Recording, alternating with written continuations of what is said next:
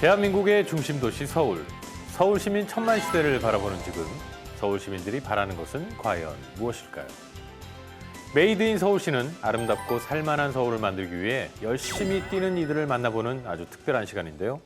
오늘 만날 주인공은 그야말로 청정 1급수 같은 분이라고 합니다. 어떤 분인지 화면으로 만나보시죠.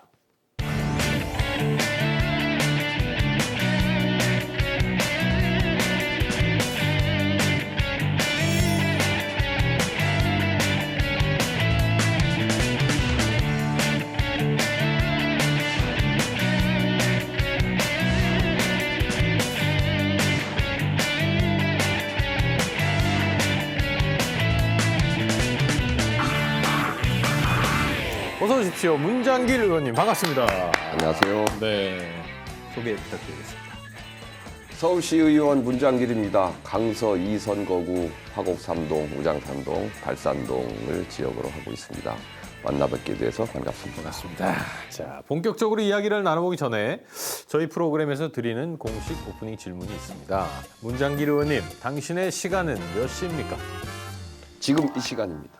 지금 이 시간이다. 예. 어떤 뜻을 가지고 있습니까? 현재 서울이 당면하고 있는 문제를 어떻게 하면 잘 해결할 수 있을까 항상 고민하고 있습니다. 네. 지금 이 시간 잘 문제점들을 해결해야 내일도 평화롭고 몇 개월 후, 1년 후에도 앞으로 10년 후에 서울도 행복할 것이다 생각합니다. 좋습니다. 현재 지금 이 시간을 열심히 좀 준비하고 또 여러 가지로 상황에 맞게 잘 열심히 하다 보면은 앞으로도 별 문제가 없을 것이다. 그렇습니다. 좋습니다. 시의원 선거 포스터에 슬로건이 청정 1급수 의원이다 이렇게 되어 있던데요. 네. 청정 1급수 시의원 어떤 뜻입니까? 일반적으로 시민들이 정치권이나 정치하는 사람들을 바라보기에 부정적 인식들이 많습니다. 그렇죠. 저 역시 네. 출마하기 전에는 그런 인식을 갖고 있어서 네. 내가 시의원이 되면 정치권에 입문을 하고 앞으로 정치 생활을 한다면 그런 소리는 듣지 않게 의정 활동을 해야 되겠다라는 네. 스스로의 각오 또 의원으로서의 행동 강령, 네. 스스로의 가치, 스스로의 철학을 정하는 기반이 청정 1급수라는 캐치프레이즈로 나왔죠.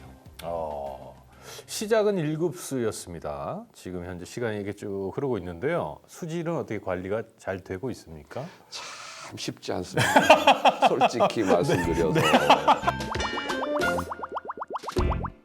본인의 지난 의정 생활을 점수로 환산한다면 몇 점이나 주실 수 있겠습니까? 고민했습니다.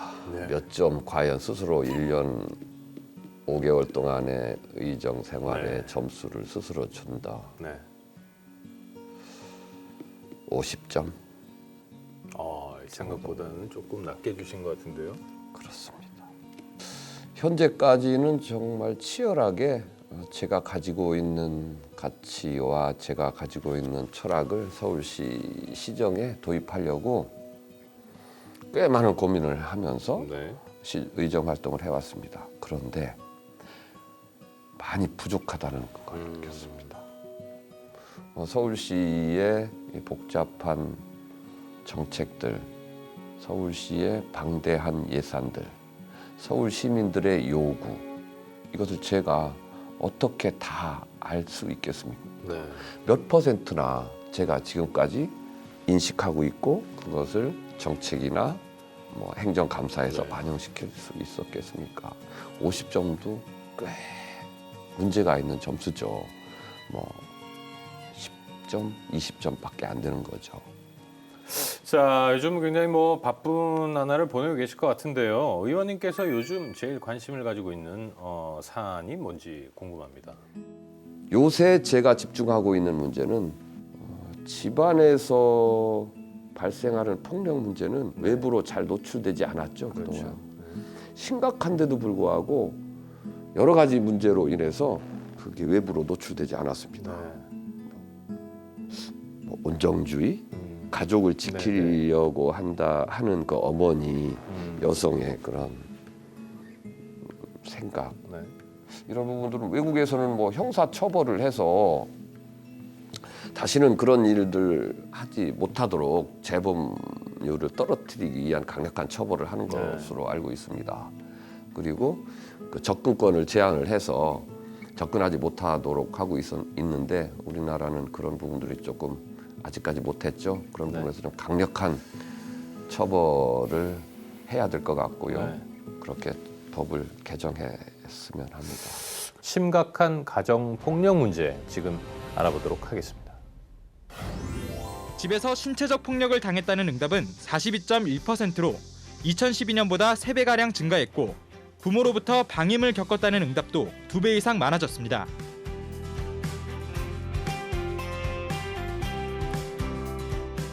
참 심각한 문제죠. 네.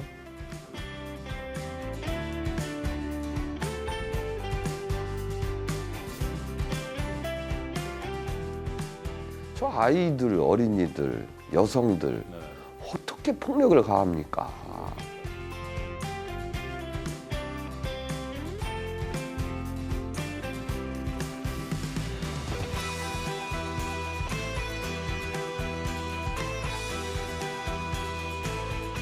어디 탈출구가 없지 않습니까, 저분들이? 근데 왜 이렇게 신고를 잘 하지 않을까요? 가족을 지키기 위해서죠. 자, 옛날에 가정폭력은 각자 가정에서 알아서 하라 뭐 이런 분위기였는데요. 가정폭력 특례법을 도입하고 해서 조금 많이 줄어들었지 않았나 생각했는데 또 현실은 그게 아니었나 봅니다. 그 가정폭력의 수위가 지금 나타나는 것들은 심각한 부분들이 나타날 수 있었을 거고요. 그 소소하게 그 사회적 문제가 되지 않는 가정폭력은 또 얼마나 많겠습니까? 그렇겠죠. 그런 부분들은 하나도 지금 나타나고 있지 않죠. 사회적 인식이 여성과 어린이, 가정에 대한 보호, 사회적 인식이 빨리 높아져야 되고요. 우리 모두가 이 문제에서 심각하게 생각해야 될 것 같습니다. 그렇습니다. 사실 외국에서는 가정폭력 그리고 특히 아동에 대한 폭력에 대해서는 이 경범죄가 아니고 중범죄로 다루기 때문에 형을 살고 나와서도 뭐 접근 금지를 내린다든지 아주 이렇게 엄하게 처벌을 하고 있는데 사실 한국에는 그만큼의 어떤 중한 범죄로 보지 않는 시각도 문제가 있는 것 같습니다. 그렇다면 가정폭력 문제를 줄이고 가정폭력 피해자들을 보호하려면 제도적 보완이 좀 시급할 것 같은데 어떻게 생각하십니까? 그렇죠. 제도적으로 일단 제도적으로 문제를 이제 발생을 했다면 기본적으로 들어가야 될 부분들이 일으킨 사람에 대한 형사 처벌을 강하게 하고요. 또 두 번째 아까 언급했듯이 그분들에 대한 보호, 피해자에 대한 보호, 그렇죠. 경제적인 문제, 그 주거 공간에 관한 문제 이런 보호가 일어나야 되겠죠. 그다음에 또 일으킨 사람이 일으킨 그 가정 폭력 행위에 대한 기저가 무엇인가?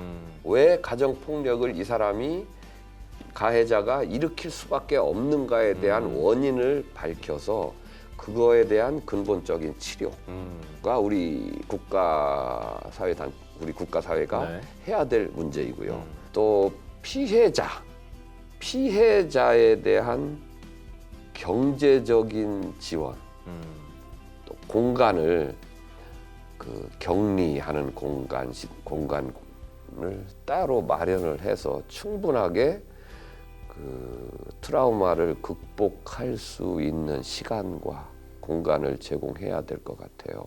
네, 쉽지는 않은 일이지만 제대로 된 법안이 얼른 마련돼서 여러 가지 가정 폭력 문제가 좀 많이 개선이 됐으면 좋겠습니다. 지금 여러분은 서울시를 더욱 살기 좋은 곳으로 만들기 위해 열심히 뛰는 이들을 만나보는 시간 메이드 인 서울시와 함께하고 있고요. 이 시간 문장길 의원님과 함께하고 있습니다.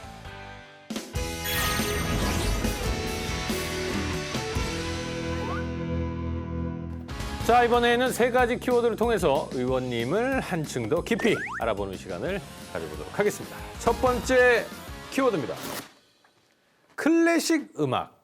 이게 어떤 내용을 담고 있습니까? 저의 그 여가 시간에 듣는 여가 시간을 보내는 방식입니다. 그 클래식 음악은 저의 삶의 한 부분을 변화시켜 줬어요. 네. 저의 삶의 깊이를 더 깊게 해준 고마운 도구입니다. 제가 뭐 이런 말씀은 조금 뭐 어떨지 모르겠는데 전혀 의원님과 대화를 나누면서 어떤 클래식 음악이다 이런 거는 제가 좀 연상하기가 좀 사실 쉽지는 않았습니다. 야, 이건 어떻게 보면 반전 매력이라고도 할 수 있겠는데요. 그럼 의원님이 가장 좋아하는 음악가 누가 있습니까? 차이콥스키입니다. 뭘 제가 알아야 질문을 심층적으로 할 텐데 차이코프스키의 어떤 제가 네. 차이콥스키는 시대와 불화한 낭만주의 음악가입니다. 예. 차이콥스키에 대한 여러 의견들이 있습니다. 네.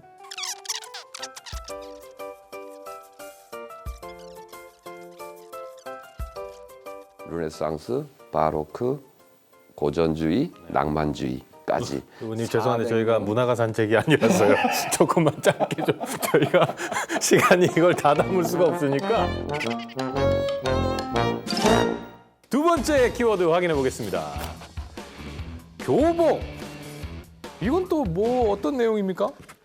우리나라는 이제 의료보험제도가 잘 돼 있어서 아프면 이제 병원에서 보험제도로 큰 경제적인 뭐 부담 없이 네. 치료를 해주는 시스템은 이제 정착이 된 것 같아요. 네네. 교육도 고등학교까지 의무 교육이 되고 또 무상 급식까지도 되는 것 같은데 교복은 안 주고 있어요. 왜 교복비에 대한 경제적 지원을 국가가 해줘야죠. 네. 서울에서 해줘야죠. 네. 저소득층은 지원이 돼요. 네. 그런데 저소득층 아닌 소득층에서는 제공이 안 돼요. 네. 보편적으로 다 제공을 해줘야죠. 이 부분도 경제적 부담이 됩니다. 네. 그래서 제안을 그렇죠. 했고요. 지금 현재는 어떻게 진행이 되고 있습니까?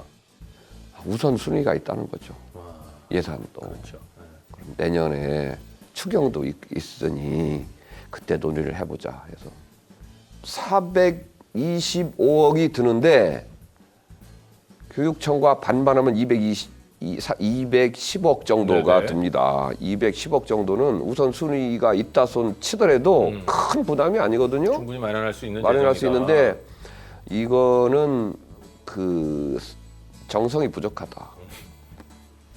이렇게 하려는 세게 의지가 발언하셔도 없다. 됩니까? 의원의 본연의 자세입니다. 알겠습니다. 그렇습니다. 네. 이렇게 해도 될까 말까 합니다. 예, 맞습니다. 맞습니다. 이 진정성이 부족하다. 아, 하려면 한다. 그런데 그런데 문제가 있다. 이런 생각입니다. 알겠습니다. 이렇게 뭐 강력한 의지로 밀고 나가면 곧 좋은 소식이 있을 거 생각이 됩니다. 당연히요. 당연하죠. 국가와 사회가 우리 시민과 국민들을 위해서 당연히 해야 될 일이니까요. 네, 좋습니다. 세 번째 마지막 키워드 알아보겠습니다. 한강. 한강 이건 또 무슨 뜻입니까? 한강의 자연성을 살리자는 겁니다. 네. 지금 행주대교 밑에 있는 신곡 수중보라고 해서 콘크리트 구조물이 있습니다. 네. 그래서 수중보가 한강의 수위를 잠실 수중보까지의 수위를 높이는 역할을 합니다. 그 수중보의 영향으로 한강의 자연성, 환경 오염이 자연성이 훼손되고 네. 한강 오염이 가중되죠. 그 해체를 해서 자연성을 살리자는 얘기입니다. 그리고 콘크리트 호환들 없애고 자연 하천으로 만들어서 시민 다음 후세에게 네. 이제 물려주자는 얘기입니다. 자, 그럼 얼마 전에 한강관리 통합기구 설치를 제안하셨다고 들었습니다. 어떤 이유가 있습니까? 이제 한강이 통일이 되면 네.